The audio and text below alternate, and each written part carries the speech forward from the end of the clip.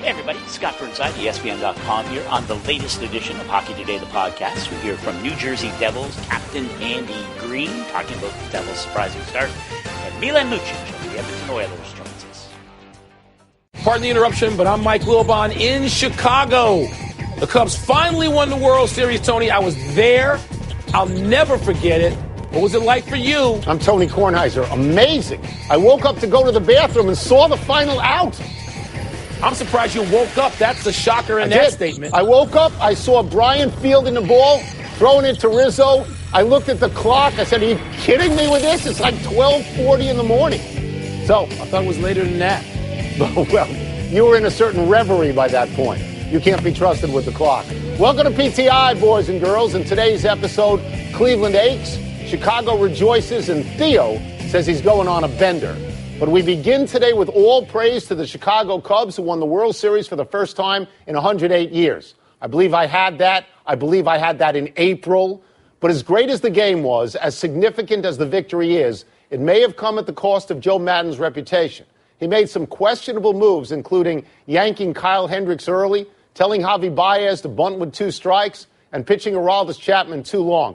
Wilbon, did the Cubs win let Maddon off the hook? Probably.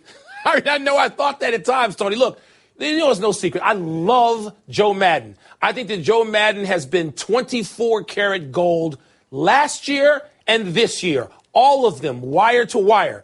And then last night, Tony, there were some points of the game in which I got text messages actually from a couple of current major leaguers that said, what is going on there? And this wasn't sort of just second guessing. People talked about this the previous night in Game 6. And I mean, by people, the analysts on television, all of whom are players of note and some Hall of Famers. And so there was also taking John Lester after 55 pitches out of the game. Also, as you mentioned, Kyle Hendricks out after 64 pitches, and in the Chapman episode. And there were things there where you were throwing up both hands because Joe Maddon, he's not just a pretty good manager. Joe Maddon is largely responsible for what's gone on in Chicago. And yet I also remember tweeting out, this is going to be the coldest winter of Joe's life if the Cubs don't come back and win this thing, but they did. Yeah, I mean, and we can't lose sight of the fact that they won. But in Game 6, for example, I thought he yanked Arrieta too soon. And in Game 7, I thought he yanked Hendricks too soon, and I thought he left Chapman in too long. The great second guess in baseball is always pitching. Did you keep your pitcher in too long? Did you take your pitcher out too soon?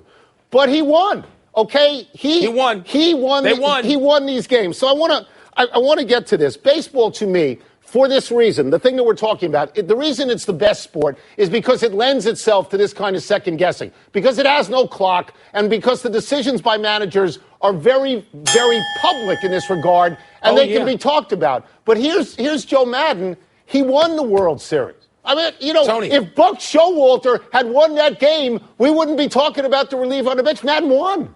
He won. Tony, also, you got to keep in mind, he was helped by a rain delay, tears from heaven, 108 years worth, as we in Chicago like to say. And Jason Hayward, not the skipper, not the captain of the team, Jason Hayward, much maligned, delivered the inspirational talk that everybody credited with getting them going. The Indians said, what rain? We don't think it mattered. And the Cubs, to a man, said, oh, my God, it mattered. That's how we hit the reset button and sort of rejuvenated ourselves. And it's like the next inning was like the 8th game of the World Series. It had nothing to do with the previous game, Tom. I mean, if you looked at the game beforehand, you never would have bet that Andrew Miller and Aroldis Chapman would have got hit. Because they hadn't been hit or anything. No, you never would have bet on all of these crazy things that happened in that particular game. And the second guessing is part of baseball. You don't have that in football. It's not as public. You don't have it in basketball. But again, Maddon won. He delivered. He won. The Cubs' historic win delivered enormous TV ratings for baseball, the highest in 25 years, and more than 30% higher than the Cavaliers-Warriors Game 7. But it also ends one of the most compelling storylines in any sport, the Cubs' century plus of losing. So, Tone, what does the Cubs win now mean for baseball? I said this yesterday. I'm going to say it again today. After 40 years working on newspapers and figuring out what the best story is, the best story is Cubs lose. The agony continues and you roll the rock up the hill again. But Cubs win is a great story. It's a great story, not just for Chicago, but for baseball. Look at the people that watched that game. 40 million people on average watching a baseball game that usually gets no national ratings. Local ratings, yes, not national ratings. This is like waking the echoes of the national pastime. And, Mike, they're all brought in by the Cubs. They're all brought in by the Cubs. That story, that narrative captured America. They've surpassed the Yankees. They've surpassed the Red Sox. They are now to baseball what Golden State, I believe, is to basketball. Well, Tony, what's interesting? When people, if they say, well, the lovable loser identity is gone, and so it hurts baseball, I would say, wait a minute. Is baseball better off for the Red Sox continuing to win after 2004? And, of course, the answer is yes. And so if the Cubs do that, it would be yes as well. Tony, also, you can't miss this to me. There are some unbelievably charismatic young players that might bring young people, which is what baseball is chasing, into the tent, as you like to say. Yes. You've got guys like Chris Bryant, who may be the MVP, and Javi Baez, and Addison Russell, and Anthony Rizzo. And these guys are 24 years old and younger. And if you were trying to get young people to look at appealing baseball players of all ethnicities, by the way, in that group, the Rainbow Coalition, why not that infield? I don't think you can discount this, that the team appears to be likable. I think that's very important as you decide, where am I going to root? Who am I going to look at? And the Cubs, it's a great city in the middle of the country with a great young team. I just think the Cubs brought everybody into this thing. I really do. It's a big deal. Big deal. Big deal. We turn now to the team that lost, the Cleveland Indians. They blew a 3-1 lead in a city that knows a little bit about a 3-1 lead. They lost 3 out of 4 at home, including the last 2. They made a great comeback to tie last night, then quickly gave up 2 runs. Well, Bon, how should Cleveland feel? Do they deserve to get hit with the gag label? Tony, I have a sense of how they feel because I was there last night and this morning. And there wasn't despair in Cleveland, and I didn't think there needed to be, even though they now have the long drought. It's not in Boston. It's not on the south side of Chicago, not on the north side of Chicago. It's in Cleveland now. But just the way the people behaved, they were incredibly disappointed last night. But there was no bitterness. And the way Terry Francona handled himself after the game, talking about how proud he was to be a part of this. I just think that all of the Indians organization handled this in a way, an ideal way, the way you would want to, Tony. And look, nobody favored them to win. They had injuries that were crippling to that team. They did not have the kind of roster anybody thought at the beginning of the season would challenge the big boys in the big free agent, big money markets. I think the Indians really gave a great accounting of themselves as an organization. I'm going to go to the glasses because I want to read this quote from Terry Francona. They tried until there was nothing left. I have friends in Cleveland, and you know some of them. I have Jeff Leonardo and Harley Magg and Leon Harris, and they're devastated by this. And they text, and I learned how to text recently. I know how to text back. And I said, look, you ran a great race. You got caught at the wire by Secretariat. I mean, it's a great team that you lost to. I looked at Cleveland getting there. Their pitching had been shot. They were pitching everybody on short rest. Run. I mean, I actually thought they were heroic. I thought they put up like one of the great fights here. They did, Tony. Now, one thing they're disappointed about, they thought that with the guys they had lined up to pitch last night, the starter on short rest, the others on great rest, that they had the advantage, and they got popped around early to the point of a 5-1. Yeah, everybody got banged around last night. But we expected the Cubs pitchers tired, particularly the closer, could get banged around. You did not expect Kluber to get banged around because he never does, and you certainly don't expect Miller to get taken deep, and he got taken deep. So that's where they're in immediate disappointment. But in the long term, in terms of what that place can do, and having a manager like Francona, I think they're in pretty good hands. Here's a quote from Rajai Davis. He hit the game-tying homer. He said, we were going on willpower. We have some talent. They have a lot of talent. They are loaded. That's not a disgrace. Yeah. Again, you're caught at the wire. It's not a disgrace. Theo Epstein said he died 6 times watching the game last night. That's 2 fewer than me. But now he gets to live as the most celebrated executive in the game. He joked that he's going to celebrate by going on a bender until the winter meetings. Tony Epstein's teams have now ended historic futility in both Boston and Chicago. Where is he in the pantheon now? Where is he in the pantheon now? He is the pantheon now. It's him. 86 years in Boston, right? 108 years in Chicago. He built teams that could win. He's not only going to Cooperstown. They need to send a car for him at this point. I'm going to say something that's probably really stupid, but it seems to me that what he did was take companies from nothing and succeed where no one had succeeded before. There's a lot of general managers in 86 years and 108 years. It's like if you take Chrysler and then you go ahead of Ford and Chevy, right? And then you take Arby's and you go ahead of McDonald's and Burger King. So, I mean, this is amazing. If he were, this is the really dumb part. If he were to start a new business like washing machines, I would try to be an investor. I mean, he just seems to be gold right now. I could see you going for washing machines, Tone. Everybody needs them. I'm going to go further than saying he took businesses from nothing. He took businesses that were bankrupt and run into the ground. Look, I know the Red Sox had won some games before the year before. I think they won 92 games before Theo was named general manager. Not. But the Cubs were nothing, Tony, for usually, I think for 108 of those years, I'm going to say 70 of them, they finished below 500. They're a terrible organization when it came to just being competitive. I know they made money.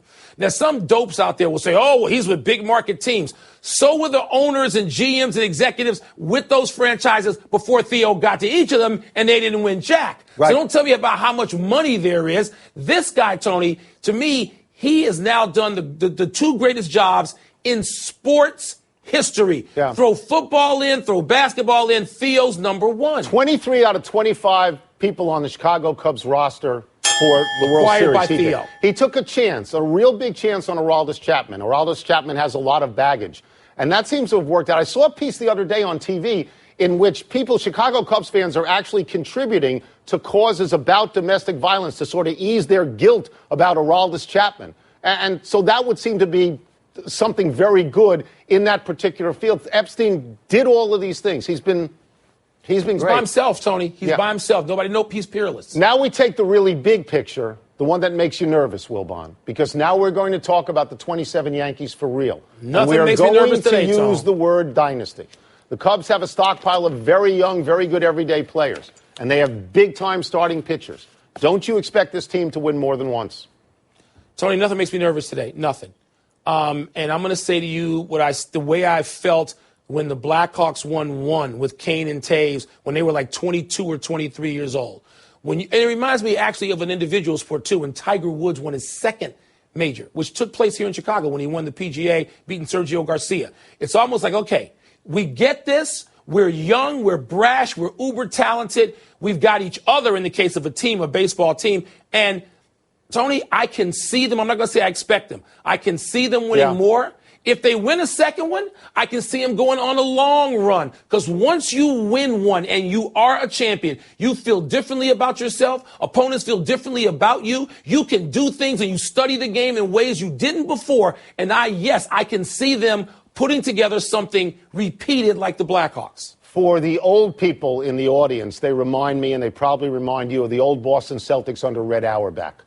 That they had great talent right in front of your face, great talent. And they had enough great talent that they could trade one or two of those people to get something better. And so you can be a sustainable dynasty at that point. That's right. Because it can't work for 2 years. I'm not going to go the LeBron way, not 5, not 6, not 7, because it's hard to do that. But they can with the talent they have that is so young, and the fact that Chicago would attract free agents, that playing for the Cubs, like playing for the Red Sox, like playing for the Yankees, is a big deal. That managed correctly, and they have a charismatic manager, that they could be a dynasty. I think they could. I'm surprised you're willing to go that far. It's hard to win. I'm surprised. You could also just win one. Well, but Tony, I see more than that in them, and just looking at the way they react and interact with each other, no, I'm not afraid of that analogy or that discussion at all. I'll hold you to that next May. Let's take a break. That's right. Coming up, we will ask Jaws if Ezekiel Elliott and Dak Prescott deserve all the credit in Dallas.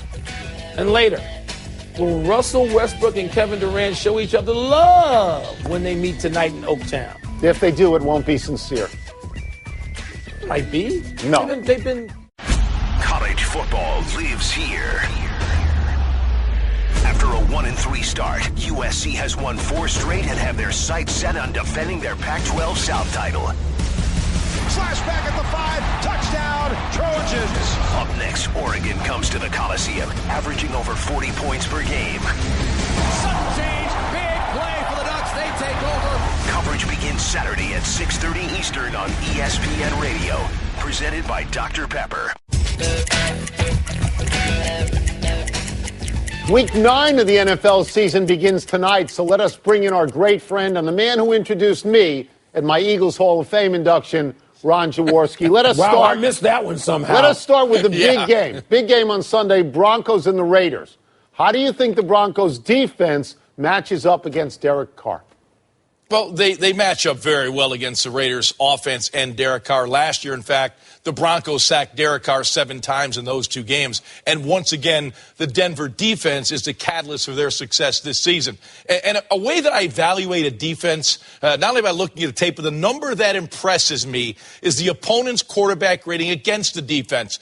The quarterback's rating against the Denver defense is 65.7. That's the lowest in the National Football League. So their defense is once again playing great. Now, how do they achieve that number? They're fast, they're quick, they're speedy, they're aggressive, and they like to blitz. They're blitzing about 15% of the time, and they use what we call those green dogs, where linebackers and safeties will read the backs to the tight end, and if they block, boom, green light, they go, and they get after the quarterback. So Wade Phillips has done a really good job indoctrinating more concepts into the Denver defense. Let's move to the Dallas Cowboys, where Dak Prescott and Ezekiel Elliott, 2 rookies, are getting the star treatment, and deservedly so. But I think if you look at the tape, you're going to tell us that the Dallas offensive line is maybe not getting the credit it deserves.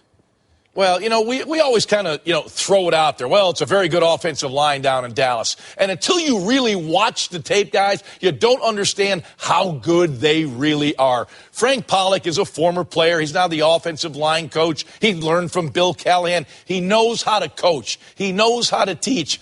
And, we always talk about passing game concepts. There are running game concepts as well. And Dallas does a great job with those concepts. They'll pull their guards and get to the outside on the edge. They'll use those duo double teams inside and smash people off the ball. They'll use the wham blocks with their tight end. They pass protect very well. They do everything you can do from an offensive line perspective very well. That's why I love this offensive line down in Dallas. Dallas, we talk about all the time. The Titans, not so much. We normally don't. But, Jaws, there's something when you were looking at tape that you noticed about Marcus Mariota, something noteworthy. What is it?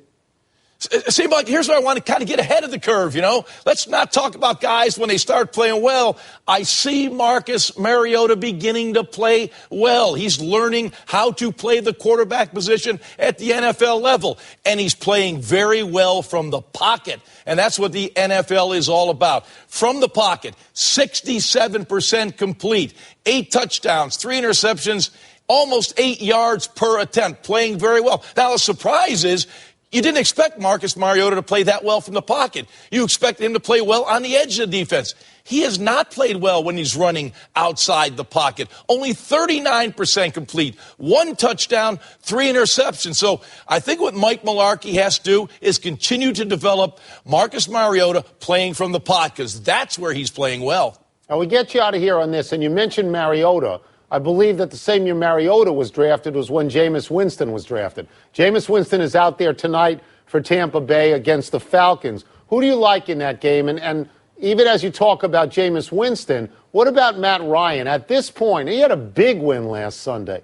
No question. By the way, how good is he right now? Jameis Winston, I'm glad you mentioned him as well, Tony. Yeah. Ascending nicely and developing beautifully as a quarterback. Great job by Dirk Cutter down in Tampa. But Matt Ryan has arrived. He's been a solid quarterback for a number of years. Now you're starting to see the confidence in Matt Ryan. Outside the X's and O's, we've talked about their running backs as wide receivers and Julio Jones and all the weapons that he has. But one thing I now see in Matt Ryan is the confidence. And that win last week that the Atlanta Falcons had over the Green Bay Packers has got to boost their confidence, their morale. While people are ready to say they're ready to take that dive down after starting fast, it's not going to happen, because Matt Ryan now is taking the Atlanta Falcons, particularly offensively, on his shoulders. So I think they'll continue to play well, and I expect them to win tonight.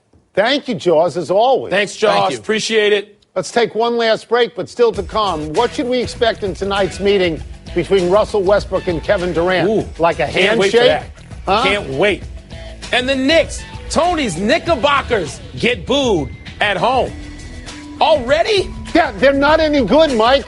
How many times do I have to sit here and say they're not the super team you and people of your ilk? Hey everybody, Scott Burnside, ESPN.com here on the latest edition of Hockey Today, the podcast. We hear from New Jersey Devils captain Andy Green, talking about the Devils' surprising start, and Milan Lucic of the Edmonton Oilers joins us. Happy time, people. Happy 29th birthday, Colin Kaepernick. Mr. Kaepernick has caused quite a fuss as the first NFL player to kneel during the national anthem in protest. Some thought he would never play as a result, but he has started 2 games now for the 49ers with middling results. They're 0-2, and he's passed for just 330 yards. His completion percentage, bad, 46%, bad. That's not middling. He's been terrible. He's going to have to pick it up, Tony. But the 49ers, they seem to have fallen and cannot get up no matter who's playing. And I don't mean taking a knee. I mean falling. Happy anniversary, Jerry Rice. Speaking of 49ers, on this day 20 years ago, you became the first player in NFL history to record 1,000 catches. In the 20 ensuing years, 12 more players have passed 1,000 catches. This is obvious proof that the NFL has turned into a passing league. Boom, Wilbon. Well, it has turned into a passing league, but I don't care how many times they pass to or who they pass to. Jerry Rice is the greatest receiver ever. Happy trails to Sam Decker's dunk attempt. This is not because Decker can't jump to the moon and dunk. He can. This is because he fell down and the ball hit him in the face, which is actually worse than short-arming a dunk, don't you think? Man, why do you just hate the Rockets? Now you can't pick on Dwight Howard anymore. Now you're picking on Mr. Big Ten, Sam Decker. You just hate the Rockets. Wait, I love that kid in Wisconsin. Now you know that. You just took shots at him. They set up the video. What do you want me to do? No errors today. Let's go to the big finish. Let's do it. Thunder and Warriors tonight. Will Westbrook and Durant show each other love? Absolutely. Right out there in front of everybody. I believe they will. Your Knicks, now 1-3, got booed in the Garden last night. Go ahead and defend your super team. Go ahead. They're not a super team. They're composed mainly of older players who are probably over the hill at this point. They're not very good. In that game, by the way, James Harden had at least 30 and 15 for the 3rd time this season. Your thoughts? Harden and Mike D'Antoni seem to be meshing. I don't think a lot of us thought that would happen. Good for them. Les Miles putting together a staff for next season. You think he'll get a team to coach? Hold on a second. No, he's assembling coaches? Are any of those coaches working right now? But is he taking all unemployed people? Yeah, he's going to get a team. He'll get a top 20 team, don't you think? Last one, 2 ranked college football teams in action tonight, Oklahoma and Colorado. Will either of them lose? No, Oklahoma and Colorado will win. One's got Iowa State, which is dreadful. The other's got UCLA, which has lost a starting quarterback. Nope. Ranked teams win, Tony. We're out of time. Trying to do better the next time, and I'm Tony Kornheiser. I'm Mike Wilbon. Same time tomorrow, Knuckleheads. Check out the PTI podcast on iTunes. Good to wear that hat, Wilbon. Congratulations. It's been a long time coming. We'll crush you next year. PTI. Number 1 ranked Alabama heads to Death Valley for a huge SEC showdown against LSU. Snap, fumble, Alabama's got the football. Coverage begins Saturday at 7 Eastern on ESPN Radio and the ESPN app.